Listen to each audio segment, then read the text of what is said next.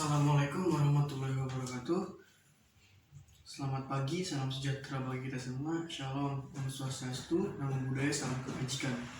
Pada kesempatan kali ini, saya berkesempatan untuk berbicara mengenai situasi COVID-19. Kita bisa melihat bagaimana bencana di masa lalu telah membuat kita gegap dan tak berdaya. Gempa bumi, tsunami, dan banjir yang terus berulang kali melantahkan kita. Dan sekarang kita tengah dilanda pandemi COVID-19 yang sering disebut angsa hitam. Harus diakui bahwa kita adalah makhluk yang selalu tidak siap menghadapi bencana besar.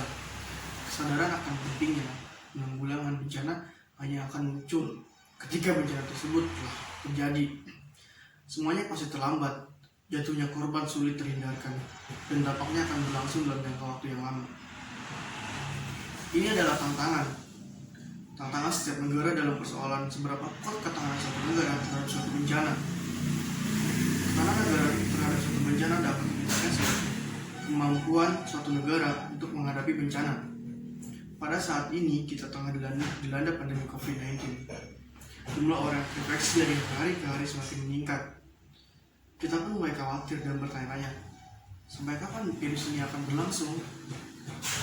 Tantangannya adalah apakah kita dapat secara akurat memprediksi penyebaran virus dan memprediksi jumlah orang yang terinfeksi.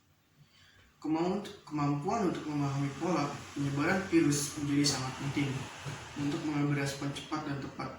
Tujuan dari respon cepat itu sendiri untuk meminimalkan dampak dari COVID-19. Untuk melakukan suatu strategi, penanganan bencana harus dirumuskan berdasarkan perspektif lain, seperti infrastruktur, masyarakat, dan pemerintah. Mengingat COVID-19 ini dikategorikan sebagai angsa hitam. Ketika kita berbicara dalam sudut pandang infrastruktur, tentu rumah sakit belum siap. Sebelumnya, untuk menangani sejumlah orang yang terinfeksi. Oleh karena itu, dibutuhkan strategi semacam kapasitas yang fleksibel yang bisa menambah kapasitas dengan cepat. Selain itu, dampak perekonomian di Indonesia imbas dari COVID-19 itu memang telah melantahkan sendi sosial dan perekonomian Indonesia. Salah satu permasalahannya adalah terjadinya PHK besar-besaran. Kementerian Ketenagakerjaan mencatat per 27 Mei 2020 terdapat 3 juta orang di PHK dan dirumahkan.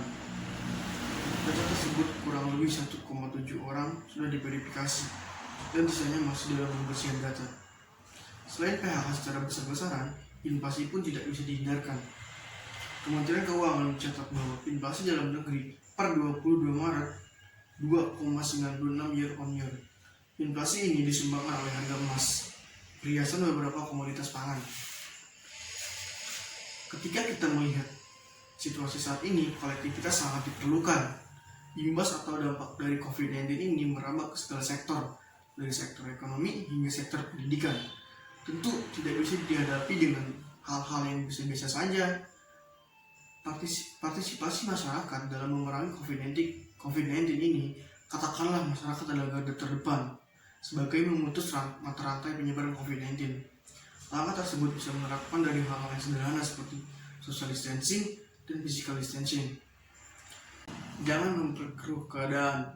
Stop menyebarkan berita hoax, filter berita-berita yang beredar. Pahami dulu, karena dengan suatu pemahaman akan membawa kita ke dalam suatu tindakan yang lebih tepat. Sekian, wassalamualaikum warahmatullahi wabarakatuh.